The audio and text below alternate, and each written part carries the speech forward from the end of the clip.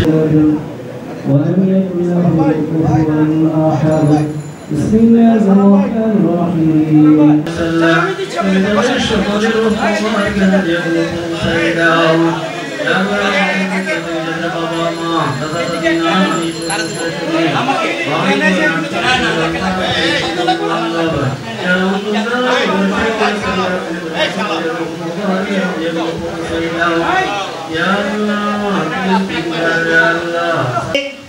ঢাকা ৬ আসনের প্রত্যেকটি মানুষের নয়নমণি হিসেবে এর মধ্যে পরিচিতি পেয়েছে।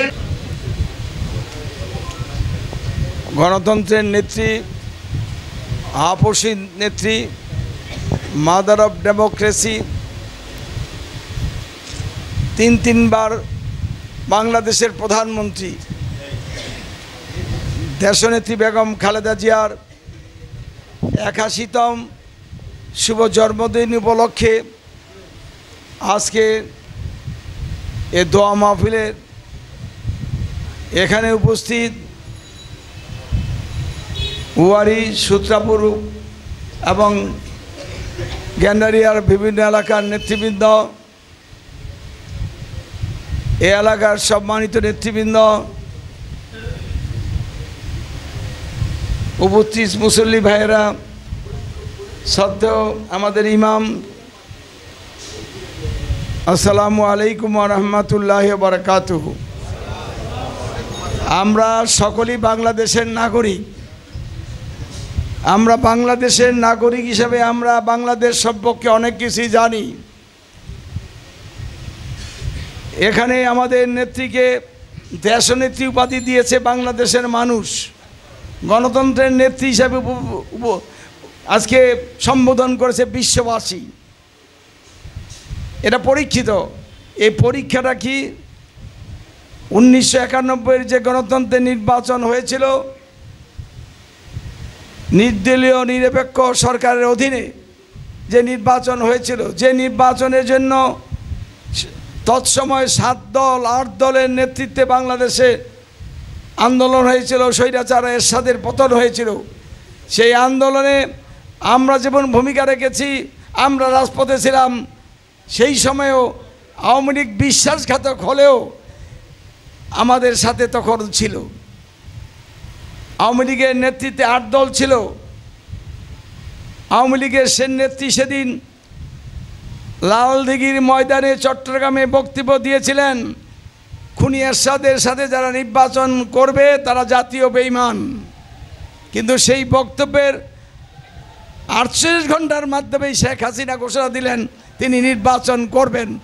অর্থাৎ নিজের বক্তব্যকে নিজে খণ্ডন করে জাতির বেঈমান হিসাবে আত্মপ্রকাশ করেছিল। কাজেই শেখ হাসিনার যে ইতিহাস, শেখ হাসিনার সম্পর্কের যে বক্তব্যের আর দীর্ঘায়িত করার বা বলার অবকাশ নাই। ওই নির্বাচনের চিত্রটা কী ছিল? ওই নির্বাচনের চিত্রে দেশনেত্রী বেগম খালেদা জিয়া বিএনপির চেয়ারপারসন, তিনি বাংলাদেশের বিভিন্ন অঞ্চল থেকে 5টি আসনে নির্বাচনে প্রার্থী হয়েছিলেন। ওই সময় নির্বাচন কমিশনের বিধি অনুযায়ী একজন ব্যক্তি 5টি আসনের বেশি নির্বাচন করতে পারবে না। একজন ব্যক্তি 5 জায়গায় প্রার্থী হিসাবে হতে পারবেন। সেদিন আমাদের নেত্রী বাংলাদেশের বগুড়া, এই ঢাকা, নোয়াখালী, এইভাবে সারা বাংলাদেশ থেকে তিনি 5টি আসনে নির্বাচনে অংশগ্রহণ করেছিলেন, নির্বাচনে অবতীর্ণ হয়েছিলেন। তিনি 5 জায়গাতেই বিপুল ভোটে জয়লাভ করেছেন। পক্ষান্তরে খুনি হাসিনা, ফ্যাসিস্ট হাসিনা, যাকে তারা মুক্তিযুদ্ধের ধ্বজাধারী বলে দাবি করে, সেই হাসিনাও সেই সময় সাহস করে 5 জায়গা থেকে দাঁড়াতে সাহস পায় নাই। হাসিনা দাঁড়িয়েছিল 3 জায়গা থেকে। এই ঢাকার এই যে আমাদের যে আসন ঢাকা 6, এটা পূর্বে ছিল ঢাকা 7। তখন এই ঢাকা 7-এ হাসিনা প্রার্থী হয়েছিলেন। রমনা থেকে হাসিনা প্রার্থী হয়েছিলেন। আর ওই চিরাচিত গোপালগঞ্জ থেকে প্রার্থী হয়েছিলেন। হাসিনা শুধু গোপালগঞ্জ থেকেই পাশ করেছিলেন। আর 2টি আসনে তিনি গুহারা হারিয়েছিলেন। আমাদের এই আসন থেকে 32,000 ভোটের ব্যবধানে আজকে সাদেক হোসেনের ঘর কাছে ধানের শীষের আজকে নৌকার পরাজয় বরণ করেছিলেন। কাজেই সেদিনই প্রমাণ হয়ে গেছে বাংলাদেশের মানুষের কাছে বেগম জিয়াই একমাত্র নেত্রী, তিনি বাংলাদেশের আপসীর নেত্রী, বাংলাদেশের স্বাধীনতা সার্বভৌমত্ব বেগম জিয়ার কাছেই আজকে নিরাপদ। সেই কারণেই সেদিন বাংলাদেশ আজকে বেগম জিয়াকে বাংলাদেশের 5টি আসন থেকে নির্বাচিত করেছিল। পক্ষান্তরে হাসিনাকে একমাত্র গোপালগঞ্জের গোলাপ হিসাবে তাকে সেই গোপালগঞ্জে আজকে নির্বাচনে তাকে প্রার্থী জয়যুক্ত হয়েছিলেন। এখানেই আমাদের দুই নেত্রীর মধ্যে জনসমর্থনের দিকে যোগ্যতার ভিত্তিতে আমরা তার প্রমাণ 1991 সনে পেয়েছি। যাই হোক, সেই ধারাবাহিকতায় দীর্ঘ সময় পার হওয়ার পরে ষড়যন্ত্র অব্যাহত ছিল। ষড়যন্ত্রের মাধ্যমে 2096 সনে আবার ওই 96 সনে আমরা সেদিন হাসিনার মাত্র অল্প সংখ্যক ভোটের ব্যবধানে তিনি নির্বাচিত হয়েছিল। কিন্তু 2001 সনের নির্বাচনে বাংলাদেশের জাতীয়তাবাদী দল বাংলাদেশ বেগম খালেদা জিয়ার বিএনপি, শহীদ জিয়ার গরাদ বিএনপি এককভাবে সংখ্যাগরিষ্ঠ লাভ করেছিল। 200-র অধিকটি আসনে বিএনপি জয়যুক্ত হয়েছিল। ঠিক আছে,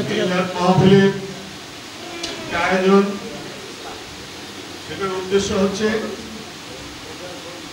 আমাদের এলাকার 38 নং ওয়ার্ড এবং আশাঘাট পাশের যে এলাকাগুলো আছে আমাদের বিভিন্ন ওয়ার্ডের মুরব্বীরা এবং নেতৃবৃন্দ, যুবক এবং বিভিন্ন স্তরের মুসল্লি ভাইয়েরা এখানে উপস্থিত হয়েছেন। উদ্দেশ্য একটি, সেটা আগামী নির্বাচন এবং খালেদা জিয়ার সুস্বাস্থ্য কামনা, তার 81তম জন্মবার্ষিকীতে এই যে আজকে যে মিলাদের আয়োজন করা হয়েছে, এটা কাজী আবুল বাশার সাহেবের নেতৃত্বে। আমরা চাই এই 6 নং এবং আমাদের এই অত্র এলাকায় 6 নং ওয়ার্ড থেকে যাতে আমাদের কাজী আবুল বাশার সাহেবকে মনোনীত করা হয়।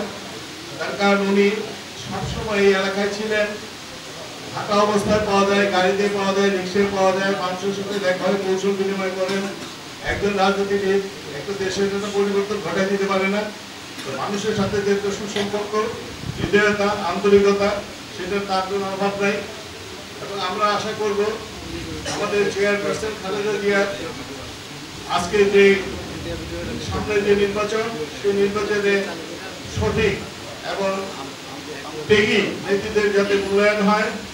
আপনারা জানেন এই সুন্দর একটি মিলাদ মাহফিল করেছে, আমরা মিলাদ মাহফিলও করতে পারিনি।